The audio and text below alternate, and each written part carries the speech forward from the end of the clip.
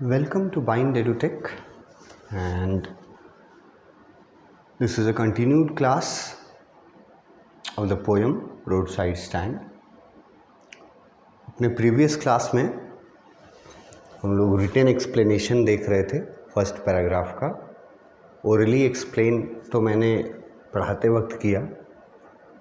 देखो, written oral जो explanation हम करते हैं, फिर जो रिटन एक्सप्लेनेशन होता है, ये दोनों चीज़ें हैं जो मैं आपको ओरली बताता हूँ, एक्सप्लेन करता हूँ, वही चीज़ें लिखी हुई रहती हैं. ये बात बिल्कुल सही है. पर जब मैं एक्सप्लेन करता हूँ तो हम लोग बोल चाल की भाषा में उसको समझने की कोशिश करते हैं, समझाने की कोशिश करते हैं. जब ओरली एक्सप्लेन करते हैं, पर क्वेश्चन आपसे ओरली तो नहीं पूछा जाएगा एग्जामिनेशन में, तो रिटन है. तो उसके लिए रिटन आंसर, अगर आपके पास ओरली आंसर है तो फिर आंसर लिखने का जब ज़रूरत पड़ेगा तो ये एक्सप्लेनेशन वाले पॉइंट्स ये आपको आंसर लिखने में बहुत मदद करेंगे. ओरली समझना है, वो ज़्यादा हेल्पफुल साबित होता है समझने में, और लेकिन फिर जब आंसर लिखने बैठोगे तो थोड़ा ये पॉइंट्स जो है रिटन एक्सप्लेनेशन पॉइंट्स, ये आपको मदद करते हैं. इनमें एकदम सीधा सीधा उन सारे लाइंस से रिलेटेड सारा क्वेश्चन का आंसर लिखा हुआ रहता है इन पॉइंट्स में. ये सिर्फ तुमको तुम्हारे अंडरस्टैंडिंग पे डिपेंड करता है कि तुम कितना इस पोएम को पढ़े हो अच्छे से. उतना जल्दी, उतना क्विकली और उतना इजीली तुम आंसर अपना पॉइंट्स में से ढूंढ सकते हो, देख सकते हो, लिख सकते हो. प्रैक्टिस क्वेश्चंस जो हम देते हैं, उसके लिए ये रिटन पॉइंट्स थोड़ा एक बार देख लेना ज़रूरी होता है. जैसे पिछले क्लास में हमने देखा कि पोएट, एक लाइन में लिखा है कि एक लाइन में किसी कंप्लेन के बारे में बात किया है. तो वो कंप्लेंट वर्ड से सवाल कोई भी आ सकता है कि किसको किस चीज़ की शिकायत है, किसको किस चीज़ की शिकायत नहीं है. तो वहाँ आप अगर पोएम पढ़े हैं तो एक जगह ऊपर के लाइंस में लिखा है कि, और टर्म यूज़ किया है आउट ऑफ शॉर्ट्स. ये 10th लाइन में ही है, जो आखिरी लाइन था हमारा first part of the first paragraph. 10th line में ये वर्ड था आउट ऑफ शॉर्ट्स, और उसका मीनिंग बताए थे शिकायत करना, गुस्सा जाहिर करना. तो वहाँ से इसका एक आंसर छुपा हुआ है कि किसको किस बात की शिकायत थी. तो वहाँ तो क्लियरली दो चीज़ बता दिया गया है कि किस किस बात का शिकायत था, सिटी पीपल को. और फिर दूसरा क्वेश्चन है कि किसको किस बात की शिकायत नहीं थी. ये भी आपको समझ के रखना चाहिए. वहाँ भी लिखा हुआ है क्लियरली, पोएट ने लिखा है कि जिस नेचुरल ब्यूटी के खराब होने का शिकायत सिटी पीपल करते हैं, और उसके पीछे आरोप किसका लगा, क्या लगाते हैं, किस चीज़ ने ख़राब कर दिया है वहाँ के नेचुरल ब्यूटी को. तो एक वर्ड आया है आर्टलेस पेंट आपके लाइंस में, उसका मतलब मैंने लिखा है डल पेंट, भद्दा जो देखने में अच्छा ना लगे। तो वो रोड साइड स्टैंड और जो घर था स्मॉल लिटिल हाउस, एक्चुअली में इन्हीं को बोला जा रहा है कि नेचुरल ब्यूटी को खराब कर दिया है। तो डल कलर, ब्रॉडली लोगे तो कलर से मतलब नहीं है। जैसे होता है ना कि एक 5 स्टार होटल है, 7 स्टार होटल है, और उसके गेट पर देखोगे कि अगर कोई चाय का ठेला वगैरह और कुछ लगा दे तो उस 5 स्टार और 7 स्टार होटल के सुंदरता पर, उसकी भव्यता पर वो ठीक नहीं लगता है देखने में। तो वैसे ही आर्टलेस पेंट वर्ड हुआ है यहाँ यूज़, जिससे कि थोड़ा कलर की तरफ चला जाता है इसका मीनिंग। बट ब्रॉडली समझना चाहोगे तो कलर मायने नहीं रखता।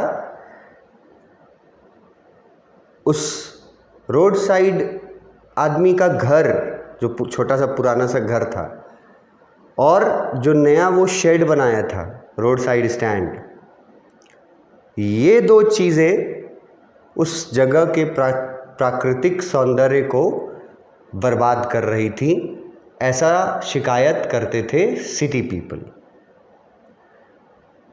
और पोएट बोलते हैं कि मुझे इस बात की शिकायत नहीं है। अब यहाँ जो शिकायत वर्ड यूज़ कर रहे हैं, कंप्लेंट वर्ड यूज़ कर रहे हैं, उसको रिप्लेस भी कर सकते हैं हम लोग कंसर्न से। चिंता, मतलब किस चीज़ की चिंता है, किस चीज़ की चिंता नहीं है। तो चिंता जो कंप्लेन वर्ड है उसके जगह कंसर्न वर्ड भी दे सकता है, या आप लिख सकते हैं, या क्वेश्चन भी में कंसर्न वर्ड यूज़ कर सकता है कि what are the city people concerned of. शहर के लोगों को किस बात की चिंता थी। और पोएट के बारे में पूछ देगा कि पोएट को किस बात की चिंता थी और किस बात की चिंता नहीं थी। बहुत इम्पॉर्टेंट पॉइंट है, बहुत सारे सवाल पूछे जाते हैं, इसलिए मैं इसको अलग अलग तरीके से आपको बता रहा हूँ। तो पोएट को शिकायत या चिंता प्राकृतिक सुंदरता के खराब होने का नहीं था, बल्कि पोएट को चिंता उन रोड साइड स्टैंड पीपल के पैथेटिक कंडीशन से था। चिंता उसको इस उनके पैथेटिक कंडीशन की थी, और चिंता उसको इस बात का था कि जिस उम्मीद से रोड साइड स्टैंड खोला गया है वो पूरा नहीं हो रहा है, और पैसे की जो ज़रूरत है रोड साइड पीपल को वो नहीं कमा पा रहे हैं, क्योंकि कोई वहाँ रुक ही नहीं रहा है। अगर रुक रहा है तो कुछ लेने के बजाय वहाँ पर चिंता जता रहा है और शिकायत कर रहा है कि ये ख़राब हो गया है, बोर्ड ख़राब हो गया है, नॉर्थ साउथ एन और एस वाला, नॉर्थ और साउथ वाला। तो इस बात की चिंता उनको थी। पोएट को चिंता थी इनके गरीबी की, रोड साइड पीपल के, कंट्री साइड पीपल के। ये पोएट की चिंता थी। द पोएट सेज, यहाँ तो पहले लिख दिया कि पोएट को इस बात की चिंता नहीं थी कि वहाँ क्या नेचुरल ब्यूटी खराब हुआ है। फिर लिखा है द पोएट सेज, उन्होंने रोड साइड पीपल ने खोला है जो ये शेड मतलब road side stand, road side people ने जो शेड खोला है, वो लोग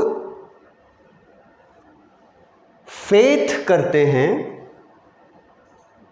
फेथ के जगह पे ब्रैकेट में हम लिखे हैं ट्रस्ट, बिलीव वर्ड भी इसके जगह यूज कर सकते हैं।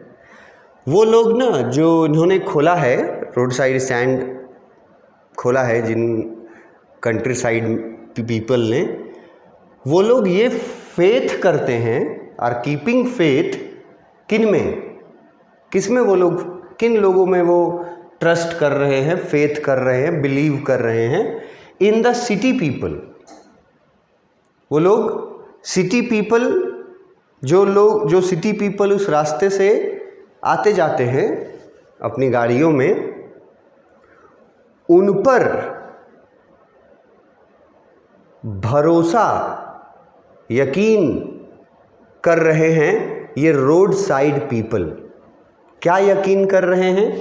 That the cars passing by will stop at the shed and buy some stuff from them. ये कोई नया बात तो नहीं बता रहे हैं, ओरली हम ये समझा चुके हैं आपको कि उन लोगों ने यही विश्वास, इसी विश्वास के साथ खोला था कि वहाँ से गुजरने वाली जो हज़ारों गाड़ियाँ हैं उनमें से कुछ लोग रुकेंगे और वहाँ से उनसे कुछ खरीदेंगे। स्टफ वर्ड दिख रहा है, तो हिंदी में हम लोग बोलते हैं ना सामान, कुछ चीज़ें, कुछ सामान, तो उसके लिए स्टफ वर्ड यूज़ किया है यहाँ पे।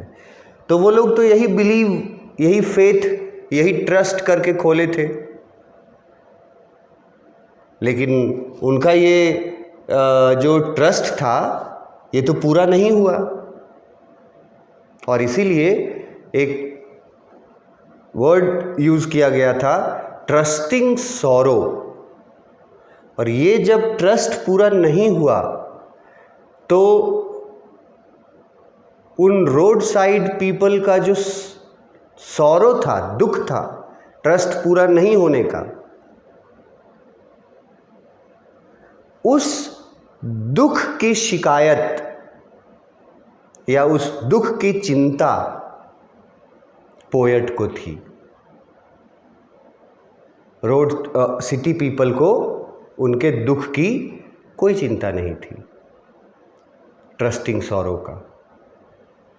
इसको चिंता था, पोएट को चिंता था कि वो लोग ट्रस्ट करके खोले हैं और अंत में उनको जो दुख मिलता है उस बात से पोएट चिंतित हैं। ये उनकी शिकायत है, ये उनके लिए चिंता का विषय है। उसका ट्रस्टिंग सॉरो वर्ड जो यूज़ हुआ था लाइंस में।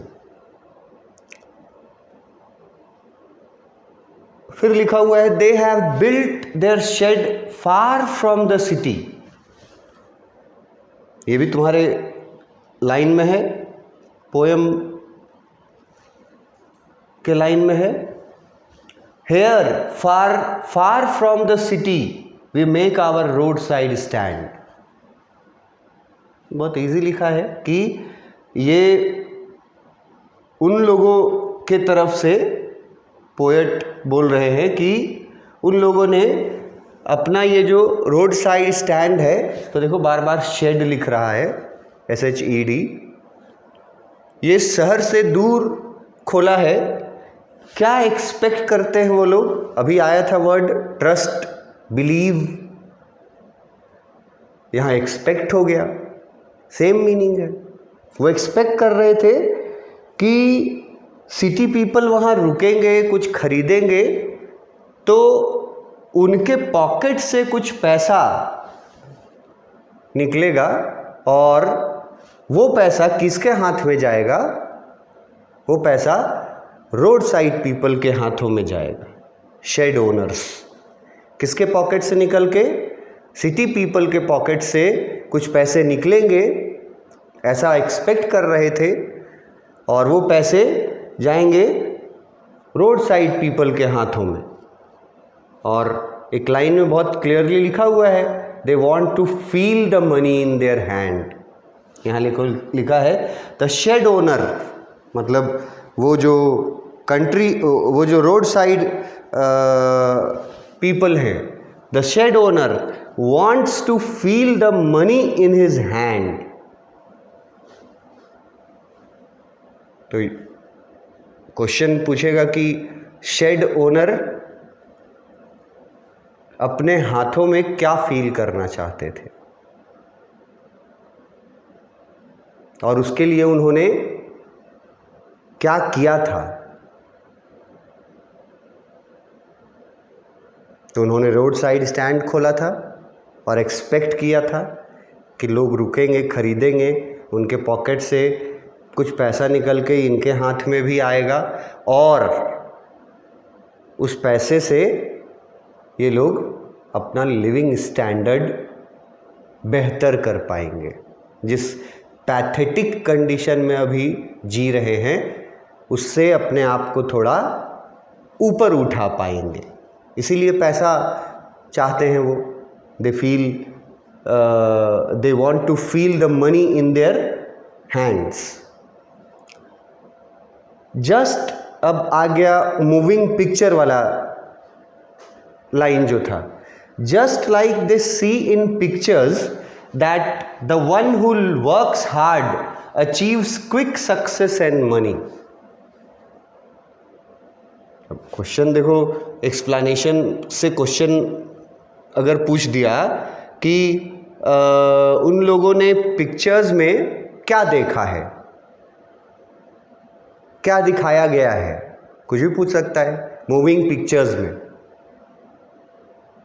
तो हम आपको बताए हैं कि मूविंग पिक्चर का मतलब बताए हैं कि comfort, life of moving picture का मतलब बताए हैं comfortable life, luxurious life, life of moving pictures का मतलब।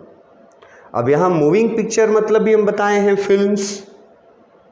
तो उससे क्वेश्चन एक पूछ दे सकता है कि what do they see in the moving pictures. ये road side people moving pictures में क्या देखते हैं? देखो क्लियर आंसर दिया हुआ है कि उसमें ये देखते हैं कि जो मेहनत करता है, वन हु वर्क्स हार्ड, जो बहुत मेहनत करता है, वो क्या अचीव करता है? Quick success and money. ऐसा उन्होंने फिल्मों में देख रखा है।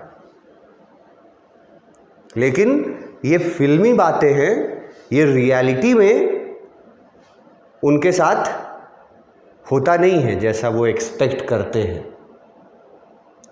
और फिल्म देख करके, फिल्म में ये देख करके कि मेहनत करके बहुत पैसा कमा लिया, सक्सेसफुल हो गया, वो लोग भी दुकान खोलते हैं, मेहनत करते हैं उसके लिए। सब्जियां जो हैं वहाँ, जो फल जो वहाँ हैं, उसके लिए मेहनत करते हैं वो, क्योंकि फिल्मों में देखा है कि मेहनत करके जल्दी और सक्सेसफुल और पैसा कमाया जा सकता है। बट रियलिटी में जब वो आते हैं ग्राउंड लेवल पे, तब वो पाते हैं कि ऐसा कुछ है नहीं। They have laid their trust on these ideas and expect to get some money। मतलब कि वो ये आइडिया कि मेहनत करके क्विक सक्सेस और मनी अचीव किया जा सकता है, इसी आइडिया पर चलते हुए उन लोगों ने रोड साइड स्टैंड खोला है टू गेट सम मनी, पैसा कमाने के लिए। उसके बाद लास्ट वाला जो पॉलिटिशियंस को थोड़ा इन्वॉल्व किया है, the party in power has also promised to provide a comfortable life. Party in power, ये वर्ड पहले भी मैं बोल चुका हूं कि क्वेश्चन पूछेगा यहाँ। पार्टी इन पावर ने क्या किया है, क्या प्रॉमिस किया है, या पूछेगा प्रॉमिस वर्ड से या पार्टी इन पावर वर्ड से। तो यहाँ एक्सप्लेनेशन में दिया है कि पार्टी इन पावर ने, नेताओं ने प्रॉमिस किया था कि उनको फिल्मों जैसा जीवन प्रोवाइड कराएंगे रोड साइड पीपल को। They will provide them the life of moving pictures, but unfortunately and very usual, none of the promise has been fulfilled। कोई भी प्रॉमिस जो इनसे किया गया है रोड साइड पीपल से, वो नहीं फुलफिल हुआ है अभी तक। तो थोड़ा पॉलिटिशियंस पर ये कटाक्ष किया गया है कि बड़े वादे किए जाते हैं और उन रोड साइड स्टैंड या रूरल पीपल से बड़े बड़े वादे किए जाते हैं कि तुम्हारे लाइफ को ऐसा बना देंगे, वैसा बना देंगे। तो यहाँ पे लिखा है कि उन्होंने प्रॉमिस किया था कि वो इनको रूरल पीपल को, रोड साइड पीपल को मूविंग पिक्चर्स जैसा लाइफ प्रोवाइड करवाएंगे, बट वो फॉल्स प्रॉमिस है।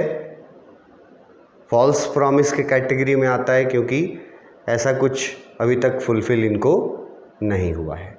एक तो जो प्रॉमिस है वो भी फेल हो जाता है, और एक जो एक्सपेक्टेशन है उनका और उनका जो आइडिया है मूविंग पिक्चर्स में जो उन्होंने देखा है, work hard and earn money and success, तो वो आइडिया और वो एक्सपेक्टेशन, उम्मीद, और एक वर्ड और जोड़ देंगे, वो ट्रस्ट, जो इन लोगों ने रोड साइड पीपल ने किया है, चाहे वो पॉलिटिशियंस पे हो, चाहे वो सिटी पीपल पे हो, इनका न तो कोई एक्सपेक्टेशन पूरा हुआ है, न इनका कोई जो भरोसा इन्होंने रखा था, जो ट्रस्ट, वो भी नहीं, ट्रस्ट कायम रहा, जो बिलीव किया था वो भी नहीं हुआ, और जो प्रॉमिस किया गया था वो भी नहीं हुआ। ये एक रिटन एक्सप्लेनेशन था तुम्हारा फर्स्ट पैराग्राफ का, लास्ट का 12 लाइन्स का। 10 लाइन का पहले कर लिए थे, तो इसको थोड़ा पोयम को पहले पढ़ के वर्ड मीनिंग्स जैसे मैं जो देता हूँ, तो वर्ड मीनिंग्स को पढ़ करके देखो, एक्सप्लेन भी किया है मैंने बहुत जगह। व्हाट इज़ अनसेड, अनसेड क्या है, अनसेड वर्ड यूज़ किया ना, तो लिखा है कि जो दुख होता है उन रोड साइड पीपल को, उनका ट्रस्ट पूरा नहीं होने का, वो दुख अनसेड है। मतलब वो दुख किसी को नहीं बताते, अपना दुख किसी के पास शेयर नहीं करते, अनसेड है। तो आंसर तुमको बहुत सारा मिल जाएगा वर्ड मीनिंग्स में। आंसर जैसे ट्रस्टिंग सॉरो को देखो कैसे डिफाइन किया गया है कि जो पुअर रोड साइड पीपल है वो ट्रस्ट करते हैं कि शहर के लोग रुकेंगे, खरीदेंगे, लेकिन they finally were disappointed and what they get sorrow. तो अब ये line by line word meanings, explanation, oral explanation, written explanation, ये सब देख लिए। अब आप इसका प्रैक्टिस क्वेश्चंस देखिएगा, और मैं जैसा बोलता हूँ कि प्रैक्टिस क्वेश्चन सेल्फ इवैल्यूएशन है तुम्हारे लिए, एक तरह से सेल्फ इवैल्यूएशन है कि तुम कहीं से भी ये पोएम अगर पढ़ा है तो ये क्वेश्चंस जो हैं बहुत बेसिक क्वेश्चंस, क्या इन क्वेश्चंस का कोई आंसर का आइडिया है आपके दिमाग में? अगर आपके दिमाग में अगर आइडिया नहीं है आंसर का, या आप उसको उस पोएम से कनेक्ट नहीं कर पा रहे हैं, then you should study and you should try to understand the poem first. जो प्रीवियस वीडियोस में है, स्टार्टिंग के लाइन से पोएम, उसके पहले बैकग्राउंड पोएट के बारे में बहुत कुछ है, तो आप वो वीडियोस देखिएगा, पढ़िएगा, तो आप निश्चित रूप से क्वेश्चन आंसर्स जो हैं प्रैक्टिस वाले, वो सारे क्वेश्चन आंसर्स आपको उनके बारे में, उसके आंसर के बारे में आइडिया ज़रूर रहेगा। नेक्स्ट क्लास में सेकेंड पैराग्राफ शुरू करने से पहले जो क्वेश्चंस इन 12 लाइंस में से बन सकते हैं, वो क्वेश्चंस पहले एक बार हम तुम लोग के साथ डिस्कस करेंगे, तो तुम लोग देखना कि उनका आंसर्स आपको मिला है ओरल एक्सप्लेनेशन और रिटन एक्सप्लेनेशन के ज़रिए या नहीं, ये इवैल्यूएट करना, और तुमको कितना याद रहा है उसमें से, ये इवैल्यूएट करना। नेक्स्ट क्लास में मिलते हैं। Thank you.